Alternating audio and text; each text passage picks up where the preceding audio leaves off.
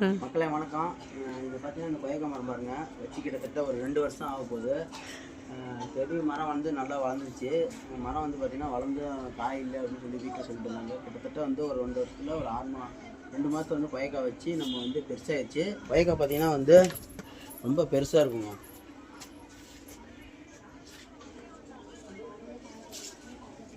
பாருங்க நல்லா பெருசாக இருக்குது. Okay okay.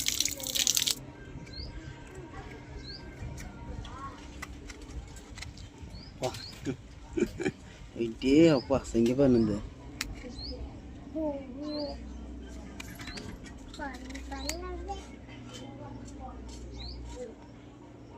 அப்பா கொட்டிடுச்சு. அப்பா கிட்டத்தட்ட 2 வருஷமாக நம்ம விதை போட்டு வளர்த்தி நம்ம கொய்யாக்காய் வளர்த்தி வச்சு இப்போ சாப்பிட்டு